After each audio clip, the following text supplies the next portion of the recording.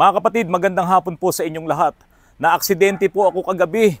Mayroong pong truck na bara-barabay na bigla na lang lumampas sa amin, nagiliran po yung aking sasakyan. Ang isa pong hindi magandang nangyari doon, nag-hit and run po siya. At kailangan pa po namin siyang habulin para lang mapahinto siya at harapin niya po yung kanyang ginawang problema.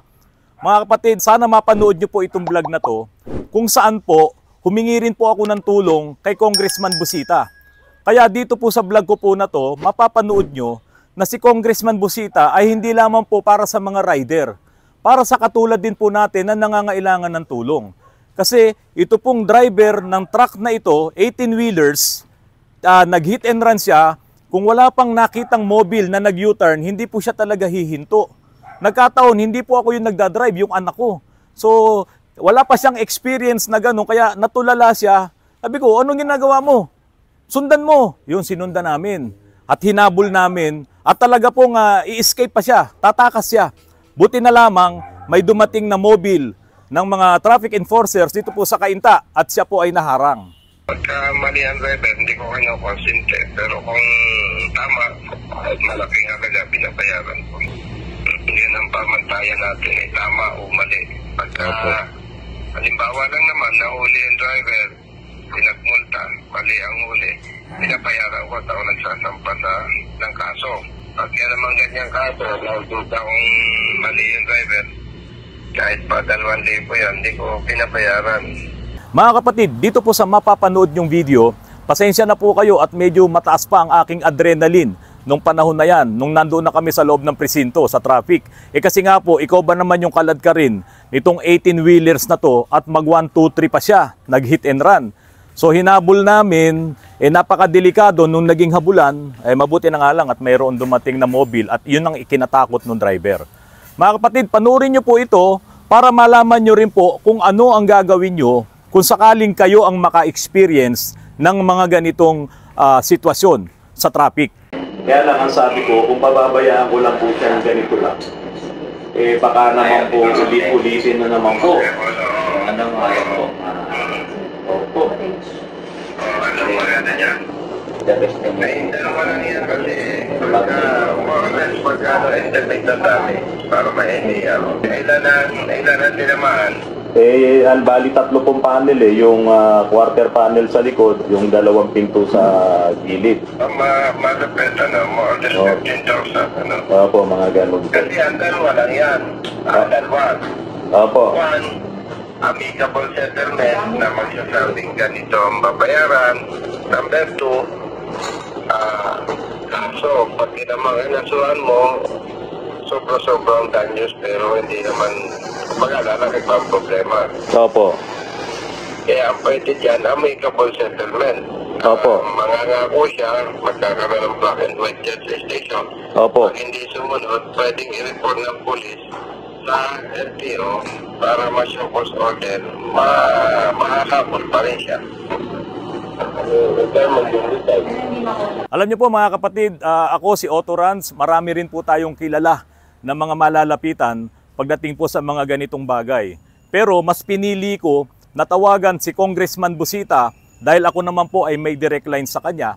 Kung ano po ba ang dapat na gawin, kung ano ang dapat ituro niya sa mga naka-aksidente at sa mga na-aksidente nung mga oras na yon. At dito nga po, sinabi po niya na kailangan iyan ay may record sa traffic para kung sakaling hindi tumupad sa usapan itong mga nakabangga, ay ipapatawag yan ng LTO, yung may-ari ng sasakyan, yung may-ari na kumpanya ng sasakyan, pati yung mga private na may-ari niyan, para sila ay bigyan ng show cause order. Hindi, kaya tinanong ko kanina doon sabi ko, ano tawag ko? Kasi magkakilala daw sila.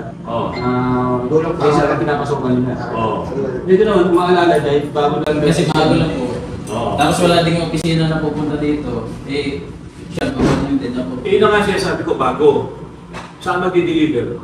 Sa San Mateo. San Mateo. Ano na narating niya dito sa Pilipinas, sa Manila? Ano na narating? Doon pa rin sir, San Mateo pa lang. San Mateo? Dalawang beses na po Tingnan nyo, naka-aksidente na siya. Ano kung tao nga yung na-aksidente mo? Matagal ka na ba nagtatraffic? Mamaneho ng truck? Kahit magsumbong ka kay Congressman Busita, baka magalitan pa kayo eh. Tingnan nyo, naka-aksidente kayo. Nakita mo ba yung hinila doon sa Cavite? Ini-stack doon, tapos may bumanggang rider, patay. O ngayon, paano kayo dyan? Nakaparada kayo dyan sa Ortigas, kung may bumanggang rider dyan, patayan. Paano nyo ngayon i-resolve yung kasalanan ng ginawa niya? Nag-hit and run pa siya. Sila may ganun sir. Ah. So ngayon, siyempre, susunod tayo sa batas. Kakontak ko muna sir yung opisina kung anong banda na. Pero may nakontak na yung kanami mo gising pa. Pero yung pinaka-hit ng kasi kami parang sa phone lang kami ng pinaka-hit ng Sir, magkano lang dyan yung investigator ko? Hindi kasi ako yung naka-video tayo kasi mo nag-hit and run ka. parang yung nabangga kayo. Oo, dire-diretso siya, ginanon na niya kami. Hindi mo lang napansin. Hindi mo lang naramdaman. Naramdaman nga lang yung mga po kasi yung rate talaga natin yung mga asala-asakan eh. Ganun talaga yun. Kaya di mo maramdaman. Ito tayo eh. Hindi mo man ako naramdaman, isiniksik mo yung sasakyan mo eh. Yan nga.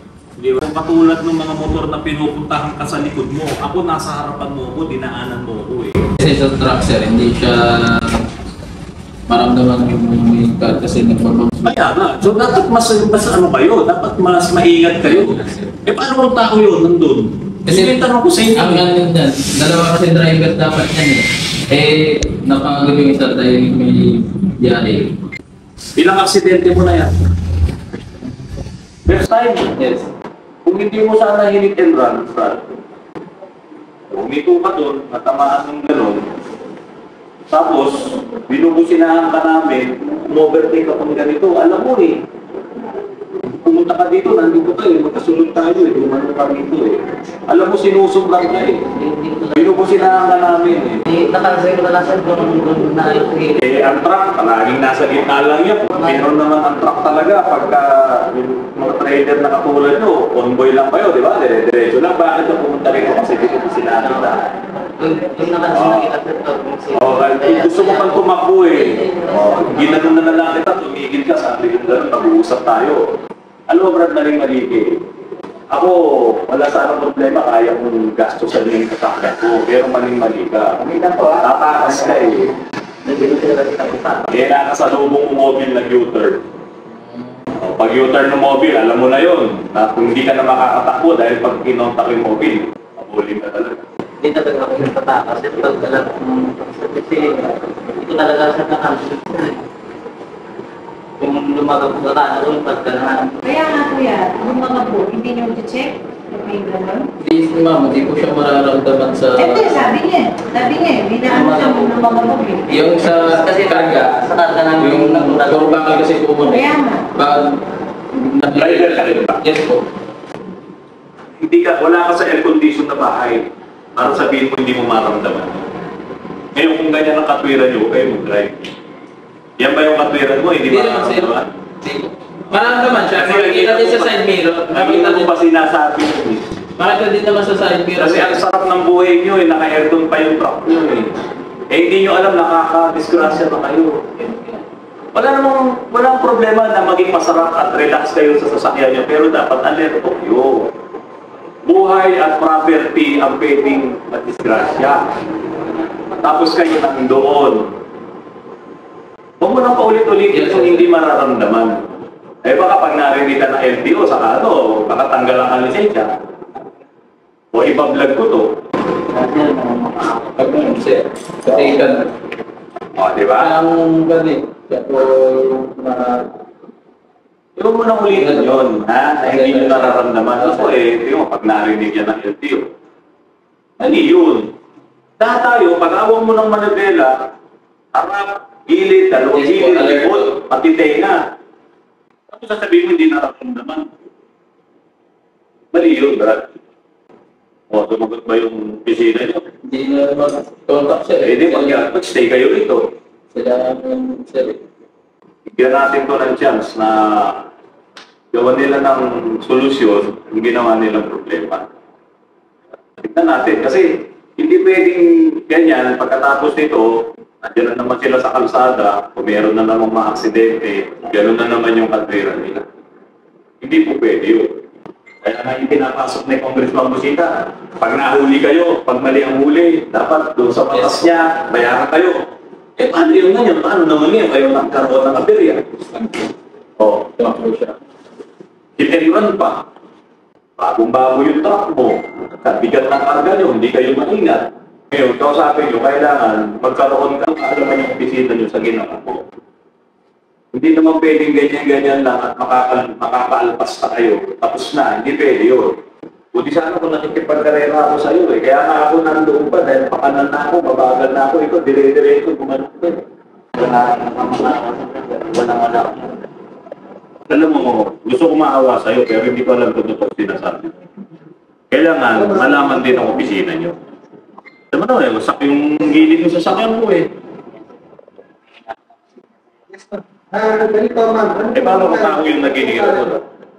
Ipahuhulin po ba yung tatay mo? Diba? Ang dami ng aksidente ngayon, di ba? Mga motor, nadadali, nagigiliran. Dire-diretso ko, nagitin na rin. Eh, sinasabi ko nga po, Kernel, 24 hours yung operation po nila, pero yung opisina nila, hindi po nila makontak. Opo. Tapos contact number ng driver, contact ng number ng boss ka at pwede natin tawagan yung boss. I-refer lang natin at naayudahan kita dyan. Opo. Mahabol natin sila. Ano nang kasi yan eh? Amicable settlement o kaso, hindi naman practical na kasuhan pa yan. Kaya ang pwede dyan, i-record dyan, magkaroon ng photocopy ng driver's license, saka ORCR, tapos contact number ng driver sa anong amo, pwede nating habulin yung management, yung amo. Pag hinabol natin yon, ang mangyayari, magbabayad yon, iti-deduct sa sweldo nitong driver. Matututo rin siya na maging maingat. Kaya lang, dapat magka-record niya sa police station para may basihan tayo ng pagkahapon. Ang nangyari niya kasi, usually, pag sa mga amo, papayaran yung tapos i-deduct sa driver. Oo, i-deduct din po sa kanila eh, opo. Oo, kasi ako, pagka mali ang driver, hindi ko kinukonsinte. Pero kung tama, malaking halaga binabayaran ko. Yun ang pamantayan natin eh, tama o mali. Pagka, halimbawa lang naman, nahuli yung driver, pinagmulta, mali ang huli, pinapayaran ko at ako nagsasampa ng kaso. Opo. At yan naman ganyang kaso, nagduda kung mali yung driver, kahit pa 2,000 yan, hindi ko pinabayaran. Opo. Mawiwili po eh. Opo. Hindi ako natingin sa presyo, brother. Ang batayan ko lang tama o mali. So, pinaka the best thing to do para matuto nga. I-brother dyan, Xerox copy ng ID, tapos ay ORCR, tapos contact number niya, contact number ng amo. Opo. At pwede kitang alalayan dyan at i-reach out ko yung kanyang amo. Opo. Yung problema. Okay. Opo, Kernel, thank you po ha. At ay sasama ko po ito doon sa aking busina ni Colonel Busita po. Sige. Na mga vlog ko po. Brother, ha? Opo, update ko po kayo. Kasi kung consentidor ako, papakiusap ko na lang sa iyo. Hindi naman tama. Hindi naman presyong pinag-uusapan dyan. Pinag-uusapan dyan. Ano ba yung tama? Ano yung mali? Sige. Update mo na ako, brother. Sabi mo dyan sa police station, i-platter, kunin yung mga detalye at tayo ang maghahabol. Opo, sir. Okay. Update mo lang ako, ha? Okay po, sir. Opo. Thank you po, sir. Thank you po. Okay, bye-bye. May kaibigan kami, kaming mag-asawa. Nako, nabangga po yung kanyang sasakyan, bagong-bago. Binangga din ng isang truck sa likod. Ngayon, sa galing makipag-usap nung driver at saka nung may-ari nung sasakyan na yon, napapayag siya na hindi na lang pumunta sa traffic division at mag-file ng report at magpag-uusapan na lamang daw po nila at pupuntahan na lang daw yung opisina nung may-ari nung truck na yon. Pagkatapos po nung araw na yon, hindi na po nakausap itong kumpanya na to. Kaya laking sisi at hindi po tumulong yung nakabangga sa kanya at nabaliwala na po yung kaso na yon. Kaya napaka-importante po talaga na dapat i-report nyo, gagawan nyo ng blatter sa traffic division nung bayan na nakakasakop po dun sa lugar na pinangyarihan po ng aksidente. Hindi pwede yung management mo, didirekta dito. Walang ano yun. Tuloy-tuloy yan. Ako sinabi mo, nangako ako na magbabayad ito sa kanya. Pwede ba yun? Pero napangako. Nangangako ka na babayaran mo yung papaayos ng sasakyan ni sir. Sa anong paraan mo gagawin yun? Hingin ka ng tulong sa management. Tama? O ganun yun. Ba? Sir? Babayaran ko. Hindi ako kaya mangako. Sige, mangako ka na. Mag-relax ka konti.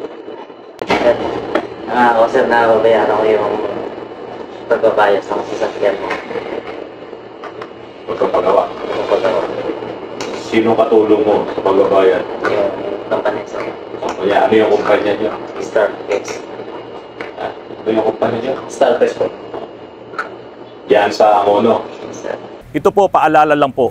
Kapag po nakadikit nyo na itong mga truck na to sa lansangan, diyan sa mga kalye, hanggat maaari po, lumayo na kayo ng kung kaya kalahating dipa na distansya doon sa gilid nila. Kasi ang kanilang katwiran, kapag do po dumaan na sila na makasabay nila kayo, hindi na raw po nila kayo nakikita at hindi raw po nila mararamdaman man lang kung kayo ay tinamaan. Kaya pala, maraming mga riders, maraming mga apat na gulong na sasakyan, natatamaan nitong mga malalaking truck na to kasi yung mga drivers talaga pong kulang sila sa training. Kung hindi mo nakikita ang mga nasa paligid mo, bakit ka nagmamaneho? Bakit hindi yan gawan ng paraan ng mga operators ng mga truck na yan para hindi kayo maka-aksidente? Kaya po mga kapatid, kung hindi kayo iiwas sa mga ito, magagaya kayo sa nangyari sa amin. Kaya lang yung sa amin talagang inaksidente po kami. Paliko na kami, pauwi na kami, ang bilis-bilis po talaga nung truck na to. Kaya po tumama siya sa amin. Wala tayong magagawa nagkamali ka Hindi naman natin pwedeng pabayaan ng nagkamali. Public service na rin to kung uulit-ulitin mo yan, maraming gagaya niyan. Ngayon yung gulong mo, naka-extend yung rim mo Ngayon yung tumama sa akin parang Mad Max yung rim mo Yung cover niya sir. Oo kaya tanggal lahat yung liner ko So paano na lang magiging ano natin Kayo nang mag-asikaso niya sa opisina nyo. Kaya po mga kapatid, ang One Rider Party List, ang RSAP, hindi lang po pang motorsiklo, hindi lang pang rider. Basta motorista na gumagamit ng kalsada, sabi nga po ni Congressman Busita, kung tama ka, magkasama tayo. Kung mali ka, hindi kayo magkasama. At baka nga, tulungan pa ni Congressman Busita yung mga naagrabyado na grupo. So mga kapatid, mapaapat ang gulong mo, mapadalawang gulong mo ng mga motorsiklo, ang RSAP ay handa pong tumulong sa inyo. Tawagan nyo lamang po itong mga hotlines na to kung kailangan nyo po ng assistance na ni Congressman Colonel Busita. Ayan. Busina ni Congressman Busita.